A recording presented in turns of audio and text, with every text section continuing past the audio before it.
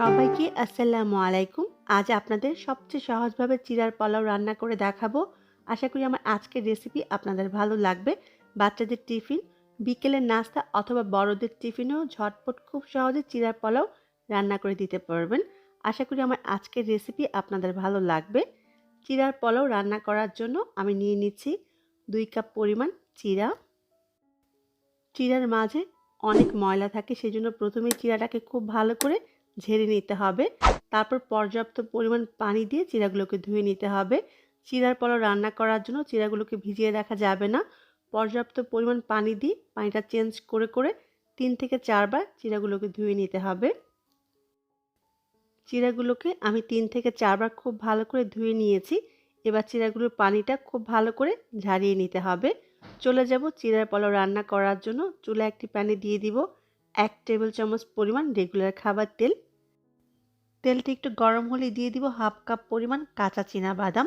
আপনি আপনার ইচ্ছে অনুযায়ী বাদামের পরিমাণটা কম বেশি করে নিতে পারেন। এবার মিডিয়াম আঁচে চীনা বাদামগুলোকে আমি 2 থেকে 3 মিনিট ভেজে নিব। চীনা বাদামগুলো আমার ভাজা হয়ে গেছে, এবার আমি উঠিয়ে নিব। বাদামগুলো উঠিয়ে নেওয়ার পর যে তেলটা রয়ে যাবে এর মাঝে দিয়ে দিব 1 টেবিল চামচ পরিমাণ কাঠবাদাম আর পেস্তা বাদাম। দিয়ে দিচ্ছি 2 টেবিল চামচ পরিমাণ কিশমিশ।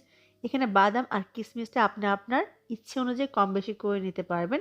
এবার বাদাম আর কিশমিশগুলোকে আমি একটু ভেজে নিব মিনিট খানেকের মতো। কিশমিশ আর বাদামগুলো আমার ভাজা হয়ে গেছে, এবার আমি উঠিয়ে নিব। কিশমিশ আর বাদামগুলো উঠিয়ে নেওয়ার পর যে তেলটা রয়ে যাবে এর মাঝে দিয়ে দিব আরও 1 টেবিল চামচ পরিমাণ রেগুলার খাবার তেল। এবার দিয়ে দিব 1/4 কাপ পরিমাণ পেঁয়াজ কুচি। এবার পেঁয়াজগুলোকে আমি ভেজে নিব পেঁয়াজের গায়ে হালকা ব্রাউন কালার ধরে আসার আগ পর্যন্ত। পেঁয়াজগুলো আমার ভাজা হয়ে গেছে, দিয়ে দিচ্ছি একটা কাঁচামরিচ কুচি। আপনি ঝাল কতটুকু খাবেন তার উপর ডিপেন্ড করে মরিচের পরিমাণটা কম বেশি করে নিতে পারবেন। 1/4 চা চামচ দিয়ে দিলাম হলুদের গুঁড়া, খুব সুন্দর একটা কালারের জন্য।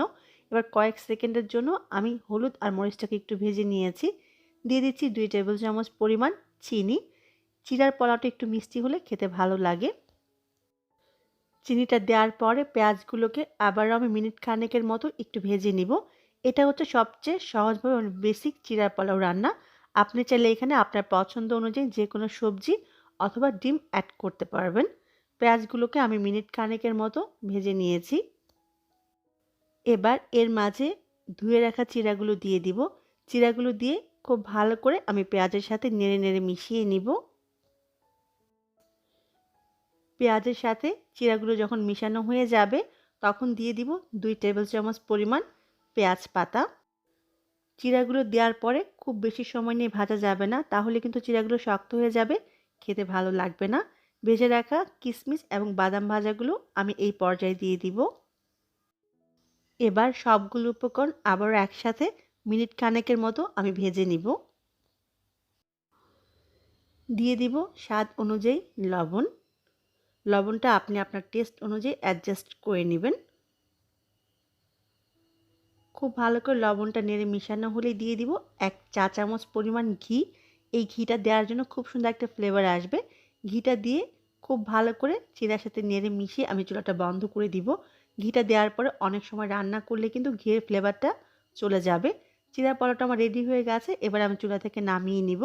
নামিয়ে পরিবেশন করুন খুবই মজার চিরার পোলাও।